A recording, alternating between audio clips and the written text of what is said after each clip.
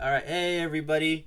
It's Nathaniel Avila reporting from Greater Orlando, and I'm here with Ruby Rodriguez from Dallas. I've never seen her before. This is the first time we're meeting. Is that right, Ruby? Nice. I mean, stranger. Yeah. Yeah, stranger. And I'm here with my two lovely co-hosts, Sahara Ali and Jasmine Guillen, also reporting from Dallas County. And we are going to be, this is a podcast. Hale. Huh? Hale. Hale? Yeah. Ale. You got last name. Oh, snap. That's right. Sorry. Ah. You're Ale. Go. So, right there. so like, okay, that's how he's gonna remember it now. Yeah. So today, this podcast, we're going to review a bunch of unproduced scripts, and we're going to do a table read of them. And today, we're going to be talking about the script Far, right here, by one James Allen. And we're going to read it out loud. So right now, we're going to cast it real quick. Are you gonna screen share it, or what are you gonna do? Am I not screen sharing it right now? Oh, snap. No. Technical error. That's it. There it is. There you are. There it is. Okay, the title is not formatted right, but this is what it is. All right, so who wants the titular character? Who wants to be Far? You? You get a character description or anything? He's the main character. That's all I got. Okay. It's a he. I think. You said. Yeah. I see only one male. Exactly. You want me to be you Far? should be. Yeah, be Far. I'll be Far. Yeah. Okay, now we have Nafro. Who wants to be Nafro? Ooh. I like that a bit name. more. Sahara, Yeah. you want to be Nafro? Sure. All right. But I would want to hear the rest of the names too. Okay, Bildra. Who wants to be Bildra? I want to be Ollie, You want to be Ollie? or Ollie. Okay. Where'd you see that? Yeah, I can't see that. I'm looking at the script that he sent me. I was just Oh. looking at it. I had it pulled up. Yeah. Okay. You So should send it to us as well. okay, I'll do that next time. Yeah. Okay, so I guess I'm Bildra? You're Is that what you Bildra? said? Yeah, because is that the only one left? No, we got Aguda. Who wants to be Aguda? Is Aguda a girl I think or a so. boy? So it's Aguda and Bildra? Yeah, Aguda and Bildra. You want to be Aguda? I'll be Aguda. That sounds Okay. like a cheese. So All I'll be Aguda. right, who wants to be Villager? I'll be Villager. Who wants to be the village elder? I'll be the village elder. Who's speaking? Was it Sahara or Ruby? Me. That was Sahara. Oh. Yeah. I'm playing What was the first name? Nafro? Huh? Nafro? Nafra. Okay. Who wants to be Peter? I'll be Peter. Who wants to be Justuvius? Just dubious. I'll be just studious. Okay. Hang on, I'm gonna go grab a pen Right, who wants to be Marco? right quick so I can. Who said that? I'll be Marco. Sahara. Okay, you'll be Marco. I mean the ancient. Wait, did you want to be Marco or the ancient? Marco. Okay, you're Marco. Who wants to be? Or what? Marco or what? Who wants to be the agent? The ancient. Ancient? Yeah. I'll be the I- ancient. Okay. Wait, do we still need someone for Bildra? No, you're Vildra. I thought I was Aguda.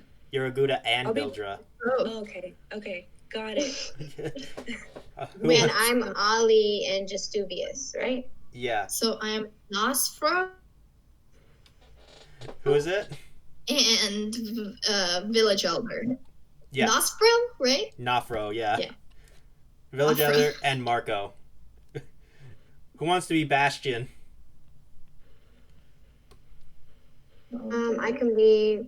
Is it Bastion? You said Yeah, who wants to be Bastion?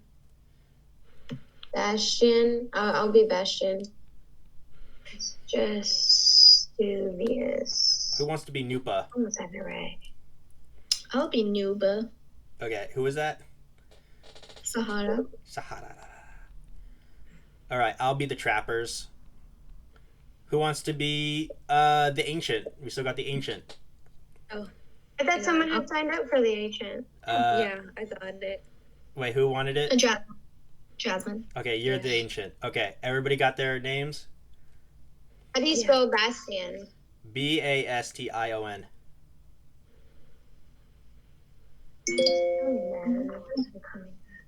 All right. There it is. Okay. Cool. All right. Everybody know who they are? Yep. All right. Let's get started. I'll do scene direction as well. All right. Now we're in setting the scene. 897 AD. Vikings have crossed the Atlantic, landing in North America. They meet fire and death, the last of disgusting ancient beasts. Oh, wow. I'm intrigued. They're calling the Vikings the last of the disgusting beasts? I don't know. It's kind of I don't know what they're referring to. The last of the disgusting ancient beasts, fire and death. I think they're talking about fire and death. Even though they're not ancient, and they're not always disgusting. I mean, death can be very beautiful, and fire too. But We'll find out. We'll find out. Exterior, North American tundra, day. Cold, snowy mud, boot prints, clattering armor, Viking swordsmen, many of them, running for their lives. Interior, a snowy forest, continuous. 40 long bowmen, 40 arrows, they let them go.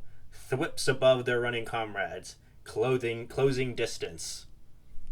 Shoot higher! Second wave of arrows shoot higher like random darts, sticking the tips of trees. One strikes the neck of a running man. Swordsmen intertwine with the bowman ranks. Withdraw! All of That the worked. sorry. All of the long bowmen loosen their formation. Redbird, withdraw! Oh snap! She's getting into it. So Nafro, the strongest warrior alive, signals air. He's taken off his legs. His thighs drop on snow. His upper torso slings hundreds of feet away. Then, loud stomps in the forest. We can take her. We can take Har. We can take her. It's spelled Har on the script. Bildra, incredibly brave, turns to see emptiness deep in the trees. Cowardly screams. Bildra punted against the tree. An ancient rams its entire base, uplifts root, and leaves nothing but chipped wood, and flames engulf the forest. Roar! Mouthy air boils the sky. Her eyes glow red. She unleashes an apocalyptic hellfire upon the rest of the men. Flies up and fades away. We fade in. Exterior forest glades. Days later. Snow melting, dry, skinny trees, a stone pathway. The stone pathway leads us to a slaughtered ancient carcass that's bigger than the beached whale over biting the earth. What? Wow, okay. So, a brand new ivy affirms protect bloodless organs that biologically don't make sense. There are no eyes. Its teeth fanged, stained yellow, jagged, and razor sharp. Inside the carcass, it's no setting, and is festering mud hut, enclosed in a grotto of rib bones and flesh built by man, cozy enough to live in. Hanging guts act as a chandelier, smells like poop. And there's a door. Closer, the door opens on. Ollie, a young teenager with a wool bandana wrapped around his eyes. His body is a fox fur parka. Please be afraid. Ollie holds out a long branch of driftwood. It's his staff, with a precious blue opal glued at the end of it. Because today is a very, very good day to die. Way to deliver that line. Good job. So Ollie takes a few steps outside, carefully, on the stone pathway, through the ribs, right at the ancient's mouth. Do you feel like dying today? Ollie pikes his staff between two jagged fangs. He then tweezes his staff and plop. Out comes the end of a luscious, tasty root canal. Wondering, he pulls it all out. Oh, I don't like where this is going. Bites halfway and chews. Nope. Ollie spits. Still will be better. Ollie waddles out of his ancient mouth and root canal. Oh, snap. One second. Okay, so Ollie steps out his mouth and with his root canal, his staff moving closer toward the mud hut and giggling like something funny is chasing him. Can't get me. Can't get me. Oof. Ollie trips over a lumpy stone, dropping everything. He collects his things and stands up. One moment. Ollie uses his things to guide his way. He enters the ancient carcass, carefully stepping past ribbed bones, and finally he pushes the door on the mud hut. Exterior, forest glades, late in the day. Shadow crosses skinny trees. The eye sockets of the ancient carcass shadows end on the exterior of the mud hut. A flickering campfire. A vertical seam on the door. The door opens, ... On. Terrible. Ollie grabs his staff behind the doorframe.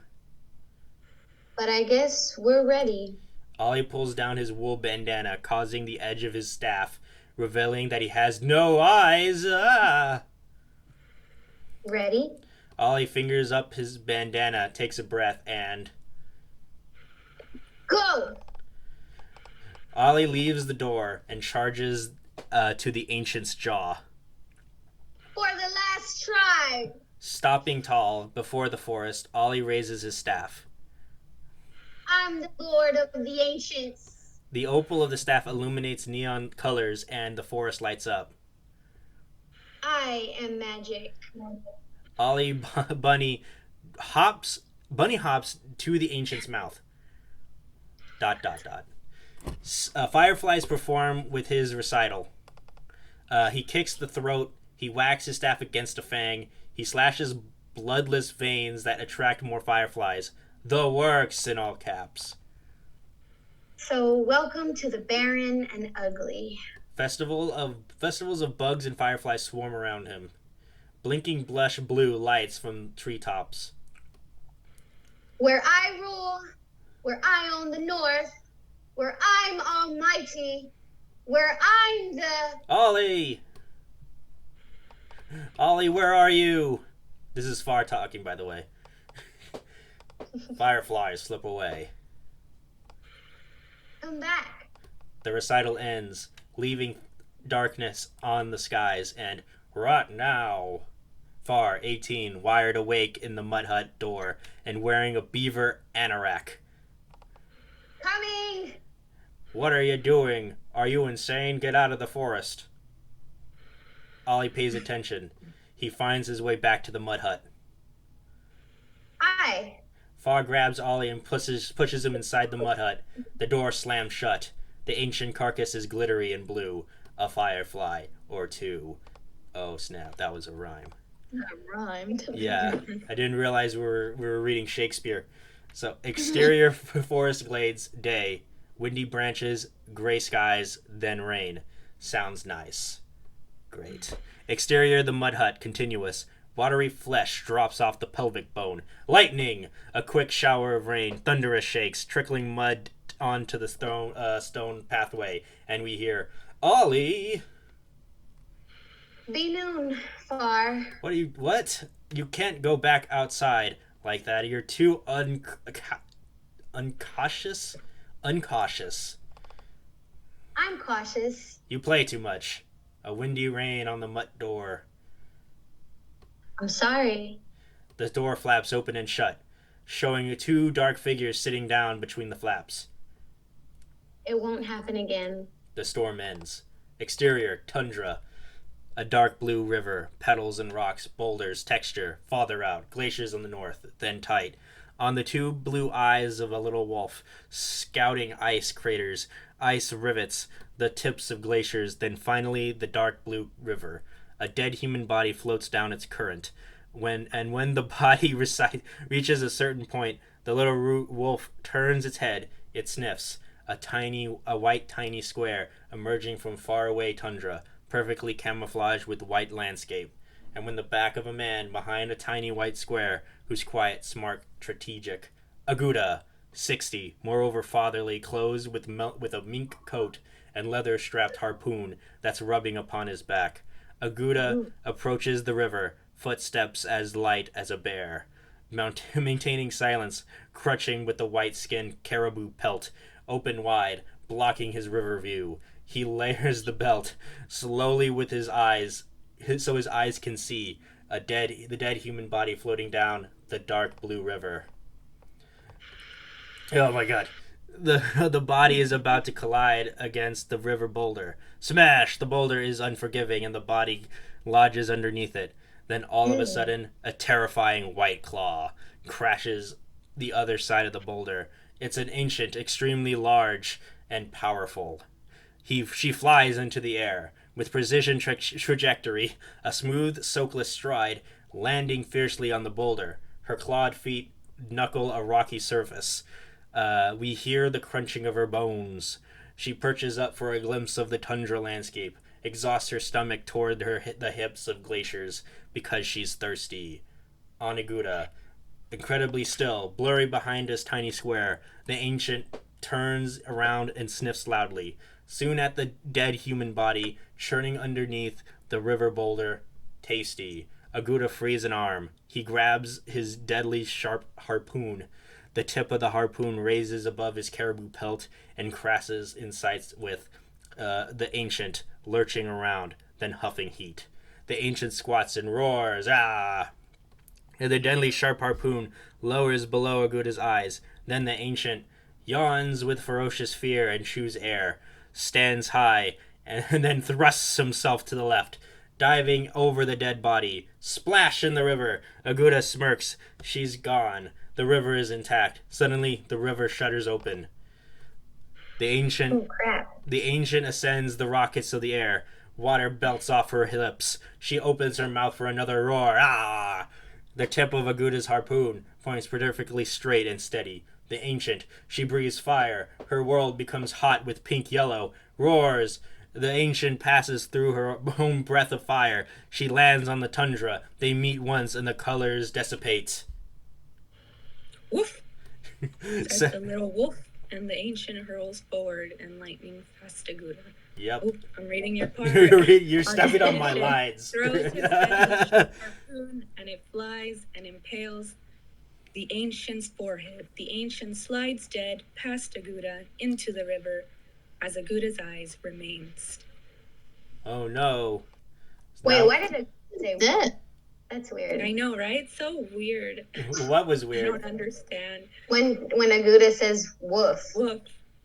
Like, I don't get it Aguda's either. So, misty clouds encroach. This is exterior forest glades day. So, misty clouds encroach the forest glades. Then, near the ancient carcass, misty clouds arrive in the mud hut door, slowly opening on far, hooded with his beaver anorak. He's out there. Ollie lingers beyond Far. Can you hear him? I don't know. Far pulls over his hood. Stay inside. Far steps outside but scrapes his sleeve on the doorframe. What a loser. Darn. Blood drips on his shoulder. You okay? I'm okay. Then Far steps into the mist. You there? Another step forward, then another, and another. Far, where are you? Sheltering himself with his hands. His legs wobble. The thickness of the mist is suffocating. Ollie! Ah!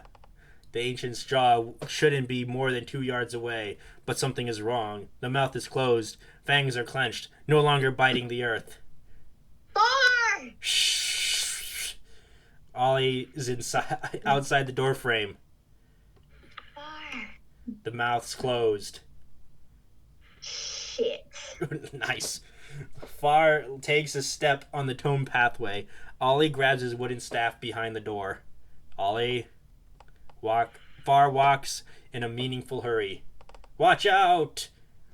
Far steps behind the mud hut, grabs Ollie inside, and slams the door behind him. Noises. It just says noises. Exterior of the mud hut, dusk.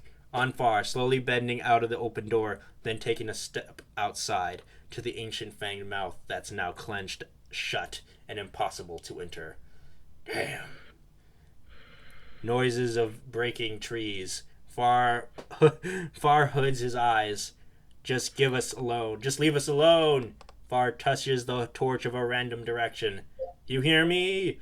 We hear one giant tree falling down. Leave us alone. Another tree falls down. Very close on. Gah!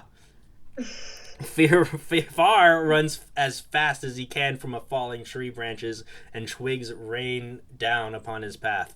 Ollie, no! Exterior, the mud hut, continuous. Ollie's at the open door, listening. Trees on the forest continue breaking, folding like sticks. Ollie! Far appears in the last tree, sprinting. Get inside! Ollie guarding the door with his staff. Come on, bring it! Now! A tail of an alive ancient slithers away from the folded trees. Quick, get in! Far stops at the door, brushing against Ollie. Now! Back off a little first. Do it! I'm trying, just move! Ollie's opal illuminates a low frequency of blue neon light. Ollie raises his chin, the staff. Time for battle. Stop being courty. I know. Okay, that's the perfect time. Ollie's graciously steps in front of Far. You're insane! Ollie points the illumination out of a broken forest. Watch out. The illumination spreads further to the forest. Then it blasts ice crystals. This is clearly Ollie's magic. Take that, Mr. Monster! What? Ollie's eyes glow with the blue colors. So does Far's. Ollie, conserve it! I'm trying. Colorful ice spills on forest grounds, freezing everything. But I want to destroy her. Ollie's staff starts vibrating insanely. Ollie can't hold onto it. Concentrate! Zap! Ollie's staff shatters into pieces. What happened? I think I lost concentration. Ollie, get your butt inside. Hey, dude, don't talk to me like that. Roar! Ollie and Far swap a look. Okay, I'll get inside. Another roar as Far patiently escorts Ollie into the mud hut. Far steps back outside once Ollie's safely inside. Don't follow. What are you doing? Far jams the outside of the door with a large stone. No! Ollie's trapped. I love you, brother. Bangs on the door. Don't do this! Roar! Far turns away. He wipes his cheek, cocks his arm, whatever that means. Maybe I'm the only one that can save us now. Bangs continue from the door. Far walks forward. You can't go past the mouth! Far ignores the warning and walks faster. Past the mouth. What happened? I lost my place. There it is. Okay, exterior forest glades, seconds in the night. Leaving their home far behind, Far's unarmed, witnessing crows flying across the pile of branches, and then the ancient's tail, slithering up and down a pine wood log. Scaring the crows, Far stops his walk. The forest encircles him. I'm not scared of you. I'm part of the last tribe, protected in these glades. Far shields his eyes. He can't breathe. Something loud. You can't do anything to me. Dreadful eyes rise in the front of Far. Then ahead, glowing red. Grrr. Royal ice blue blasts blind their head away. Ah, I'll kill you. Far double punches air. Far! Ollie's in the pinewood log, waving a piece of his staff, humming blue light. Holly! Says Holly. Come on! The ancient slithers back into the forest. I told you to stay inside. No, no, no, no, no, no, no, no, no. Far runs forward. No, the other way. No, that was you. Sorry, I stepped on your lines. No, the other way! The other way! Far pivots, runs back, and sees Ollie. Far picks up Ollie off the pinewood log. Blue neon lights flop. Ow! Far sprints with Ollie on his shoulders. Not tonight. I could have got it. Come on. You always keep saying, come on. Come on! I'm trying to have t-shirts made. Though through the grotto, then the mud hut door, and with Ollie and Far. Far opens the door, comes inside, drops Ollie, and Far breaks the bottom half of the door when he tries to slam it close. Whoops. The bottom half of the door exposed to the forest. You dumbass. Hang on, I got it. The large stone, Far picks it up, places it below the broken door. Hopefully I pissed her off enough. I think it was a him this time, you gender-assuming. I'm so amped right now, yeah! Calm down, what's gotten into you? Far lines the door frame. We almost got it. We almost got it. Come on, let's go back out. Kidding? No way. It's probably the last one, though. How many more chances will we get like this? No, we are not risking it. He's coming. They stay hidden. Just hang on. Exterior, tundra, late day. Windy, dry skies over shadowy grounds. Aguda and the little wolf are at the river. The little wolf sneaks through underneath Aguda's pelted legs.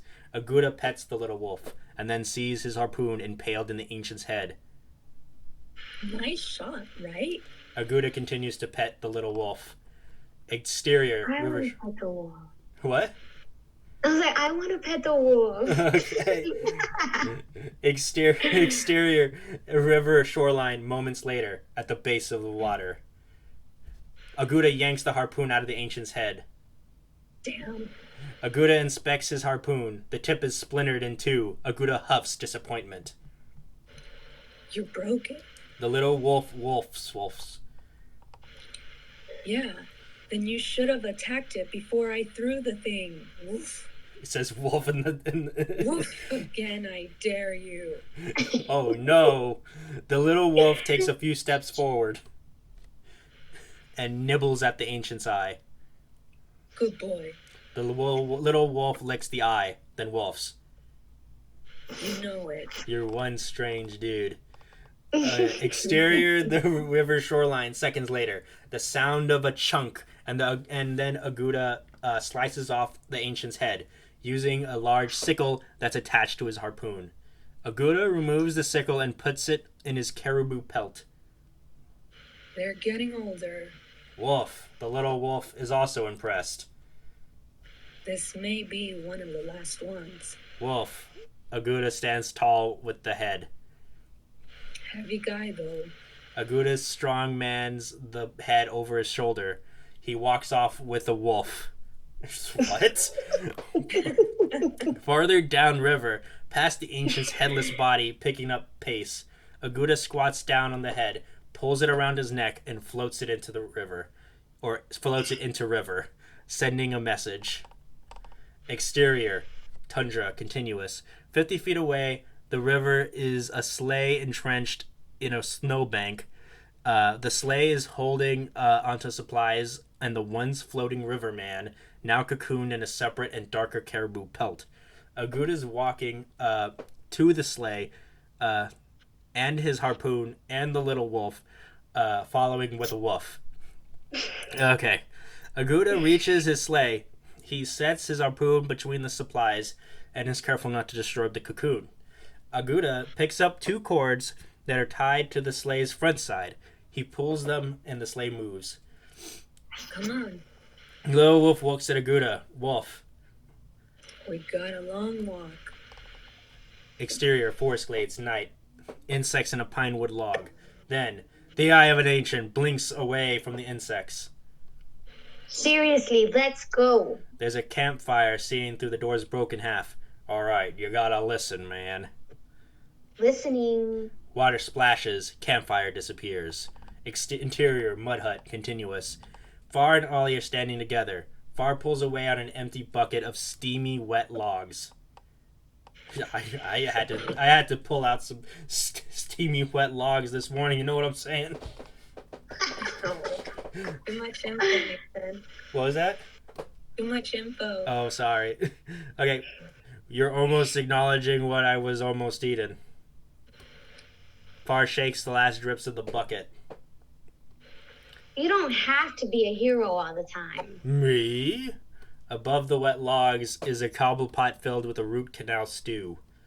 Thanks for figuring me out. Real brave. Shut up. I'm the only one that can end this. You know that. I know it. Dad knows it. The whole entire tribe does. That's your line. Still. Is this me? But Yeah. now we have to deal with that. You gotta put a lot of emphasis on that because it's underlined. But now we have to deal with that. There it is. Ollie gestures to his hands to the broken door. I'll fix it. Animals will crawl in. Ugh! Scary animals. Darn it, Ollie. Far stirs the cobble pot with a wooden spoon. And do you even think we need to be rescued? I mean, maybe they're testing us. You ran away. You ran far away, dude. That's what we say. For a good reason. Hey, though, that stirred enough. No. Far is staring with a frantic craze. We're gonna wait for him, or whoever to come. We can't fight them all, okay? Ollie itches his wool bandana. Get it? Understand? No running away. Ollie stops the inch.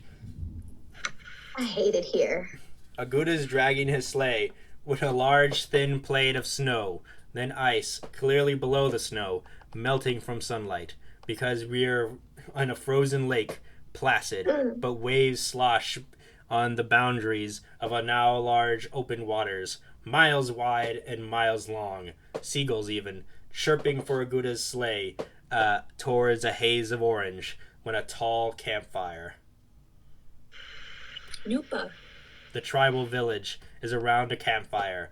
Gluey igloos, a totem pole, a pack of domesticated wolves, 20 tribal men, 10 tribal women, and 5 tribal boys.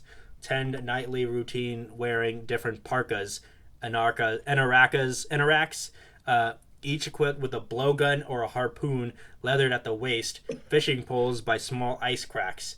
Tribal women stitch fur by their igloo homes. 5 tribal boys test blow darts on target shrubbery. The land here is flatter than a hockey rink. More friendly. Exterior frozen lake continuous. Aguda slips and catches his balance. Careful. The little wolf goes for a record slide. Wolf. Aguda happily grins. We're back home, bud. Chewie, we're home. So a familiar stone pathway soon leads them to the village. Exterior tribal village continuous.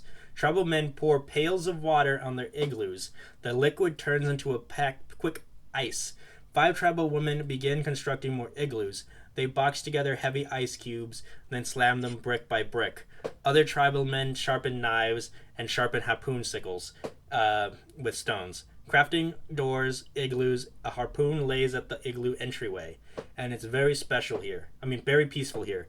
Lively, most crazy tribesmen loiter on the totem pole campfire. One of the 5 boys feeds a little husky puppy, raw fish, and the little wolf joins them. The boy feeds him too. Aguda and Mill. Everyone recognizes that he's there. Here, they halt their routine. They tell each other to hush.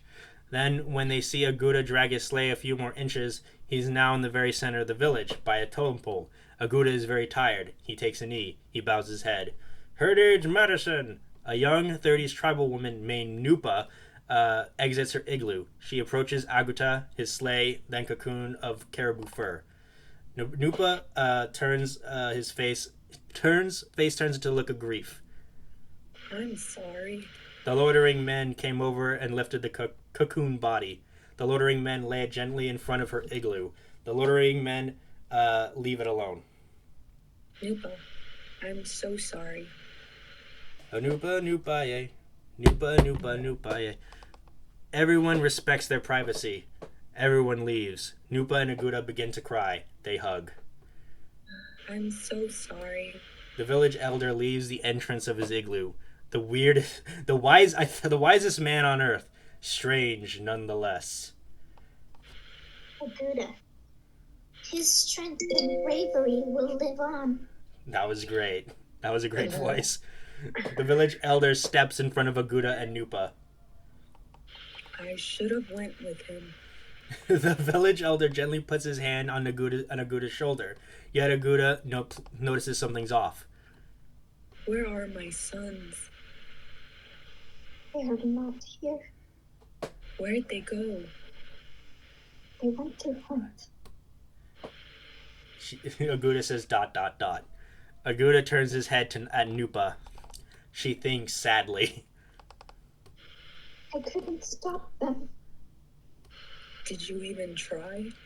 We did. But they were your sons. They hunt. Where? To the forest glades 2 nights ago. What'd they bring? Anything? Aguda.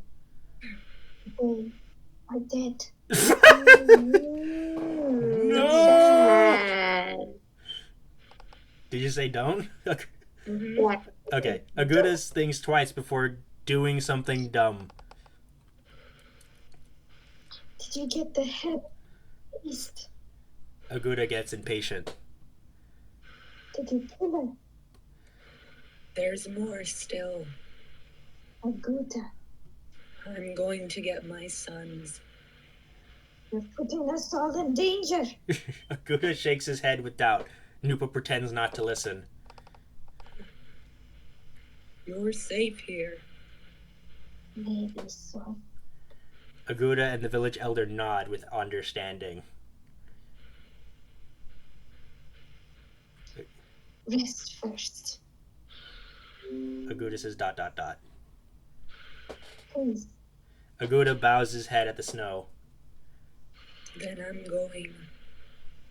Good. Wait, good. I thought he said he didn't want. I thought the elder didn't want Aguda to leave.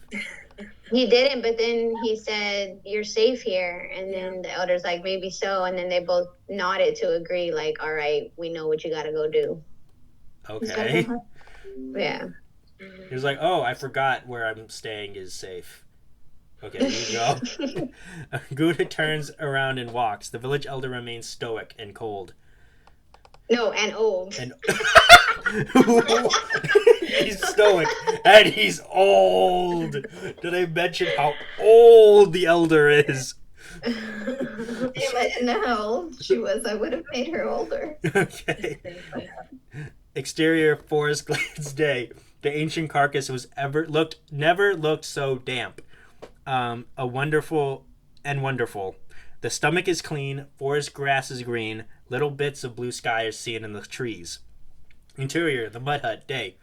Far is sitting down, staring at a clay cup that's filled with murky canal broth. Ollie's next to him, grossed out. I'm going to slurp it. You know we can't wait much longer. We will. Far slurps the cup. So we're just going back to the tribe without any armor or magic. Yeah. It's a long walk. We're taking our chances. Far takes another slurp. I could have killed it. You think so? Think the one that almost bit my head off. What? Born to hunt. You of all people should know that. Not all of them. We can't kill all of them. There aren't many left anyways, and I could have got that one. With eyes, maybe. Blind loser. Hey, you don't want revenge either for everything they did to our world? I have nothing against blind people, by the way. That was just a joke in the moment. I don't want to die, see? That's the thing. You want to die. I don't. Pieces of Ollie's staff are next to his feet. Because it's a curse. It makes me want to die. What? That isn't a gift. Plus, you find it are everything we have now. Find your head and get it on straight. Ollie smiles. Then don't tell me to see. I'm serious. Ollie itches his wool bandana. You okay? I have to fix it a lot. Goo and stuff is always escaping. That's as disgusting as this water. I know. Far gives Ollie a clay cup. Drink up. Ollie takes a tiny sip. And thanks. Okay. Interior the mud hut. Later that day, Far and Ollie are sitting across from each other by campfire. Far has his back propped against the door. Okay, I gotta address this. This guy keeps on using ellipses and dialogue spots. Yeah. Just don't do that. Just leave that out. Just leave it out. Just leave it right? out. Yeah. Maybe they could have just said they look at each other for a while. Yeah, something that like or just beat. Dot. Yeah. Okay, they toast for a beat. They just say that. Just say that. Okay, so okay. So, what are the chances you think we'll stay alive? Stop asking me that. Ollie tightens his hand around his newly made, smaller staff with the same opal. It flickers a little. Neon blue. 1 more hour, then you're on watch. Far looks at Ollie. Kidding. Ha ha ha ha. Funny joke. Ollie smiles less comfortably. He itches his wool bandana. Very itchy. Yeah, I know. You don't have to tell me that. I got it after you itch it. Okay, so I think they're kind of like foreshadowing. There's something going on with his wool bandana. Okay. Like he's covering something, I feel like. You think it's like a little Chekhov's gun? I feel like maybe he got hurt before and he has like some kind of like...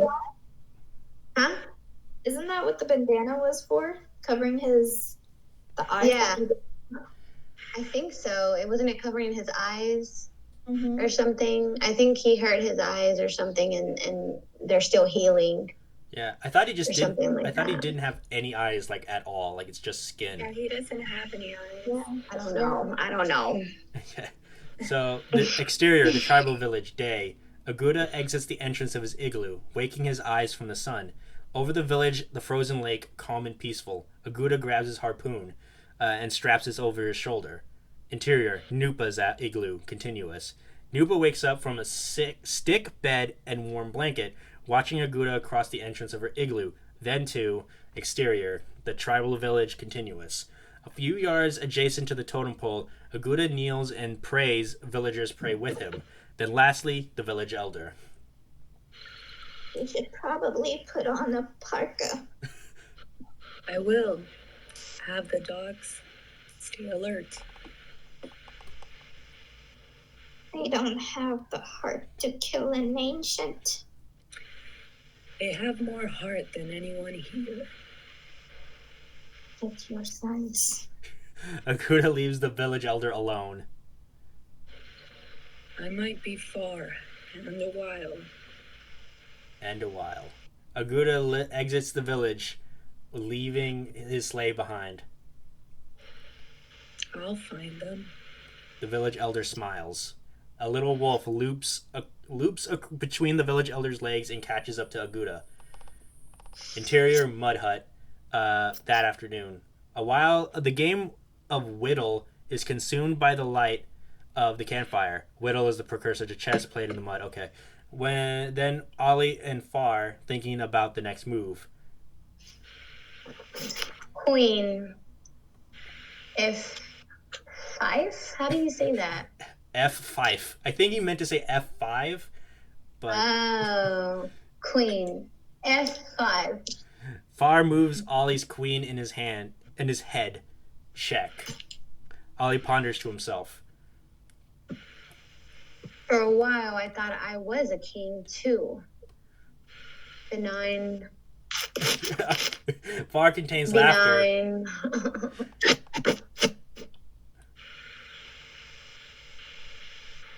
You say king to be King to be 9. Oh, is that what he wanted to say? I thought he wanted to say B9, so he spelled benign instead. Okay. Far moves his own king to the corner of his hand. It is mine. Yeah. Are you moving my pieces correctly?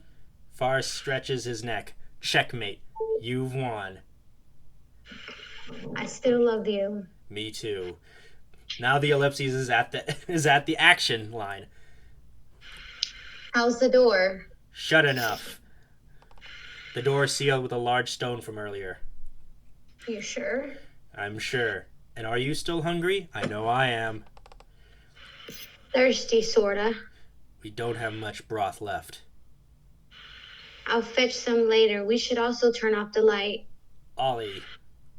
What? Because I said fetch? No.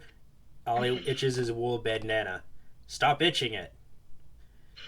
Always feels like something's crawling out of it. Like a light is feeding them or something. Gross. See, there's something there. Like, it's weird. Yeah. I can't get it. Exterior, the mud hut, continuous. It's very quiet and nothing is moving. The hanging gut chandelier falls on top of the mud hut. That was gross. Dun, dun, dun, dun, dun, dun, dun. The exterior tundra, day. There's a blizzard of snow, howling wind. Visibility is beyond terrible. Aguda has his hood down. The little wolf follows.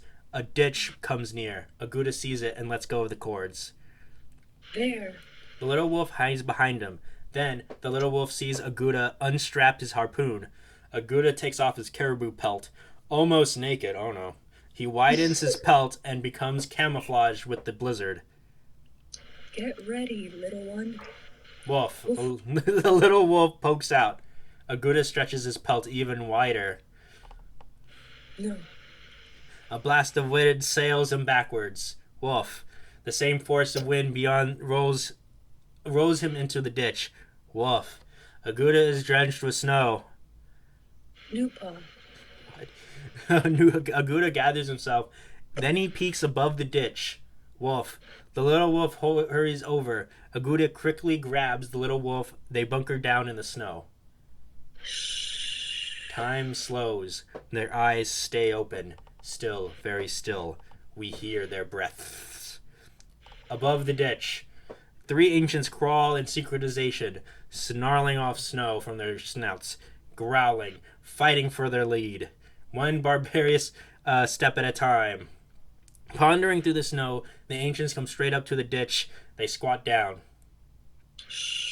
One hideous head moves. We must be quiet. Snarls above the ditch. The wolf remains frozen. Aguda opens his eyes. The lead ancient's head tilts over the ditch. Snow sweeps over the edge of Aguda's despair.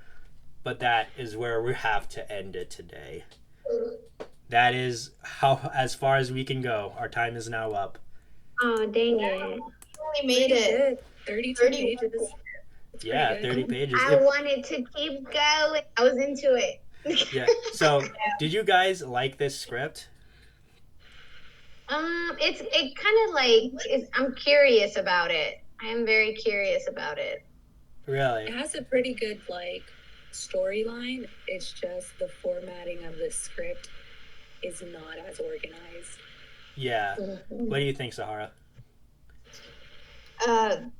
I was yawning at the beginning, but I think once we got into the characters and kind of got to know more of their characteristics, then I got more involved. And just when we started to get to the good parts, that's when we got to end. Yeah. If you want to read the whole thing, I'll link the script in the description. Yeah. Yeah. Okay. So, one question for you guys. Will you guys option this script? What do you mean? Option Like, is mean rate that it? would you purchase the script to produce it? No. I don't know. I feel like I would only because they're living inside of a dead carcass. That's like where most of it is like happening. It's really something that would be gross to see for some people, but it's also different. Like you're living inside of a dead animal. So, Sahara, you said no. Why did you say no? You said to produce it. If I'm thinking about like the projects that I want to be a part of, it's something that I have to be passionate about, and this doesn't seem like a genre that I would have as much passion for.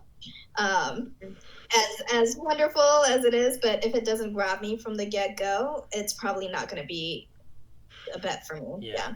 And I think your character dies in the beginning. Was it my character? Yeah, it was Nafro. I think he was the archer, and then he. Oh, it was one of I them. didn't know that line. Yeah. Huh? The same with Bildra.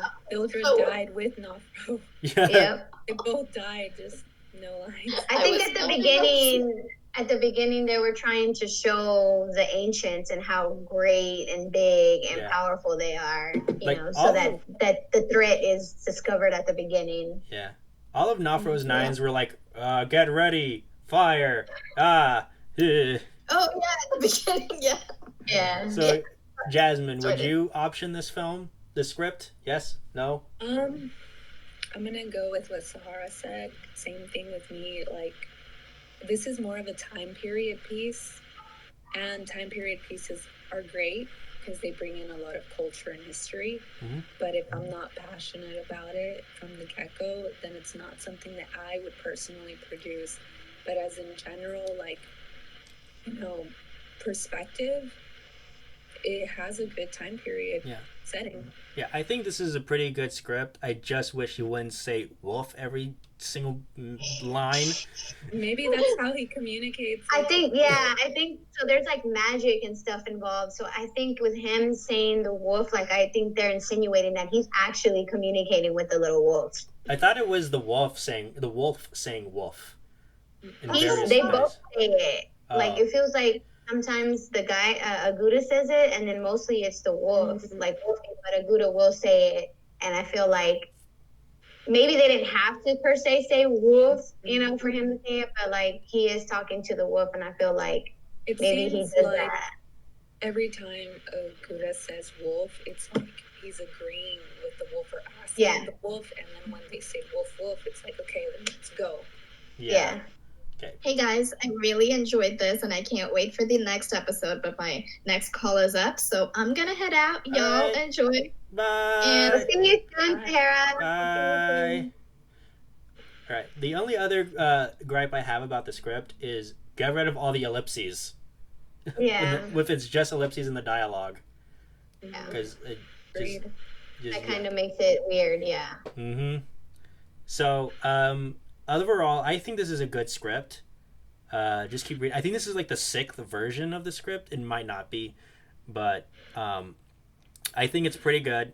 It hooked you guys, right? You felt hooked. Well, I wanted to keep reading. Yeah. The after the 15-20 minute read, but it took a while. Okay.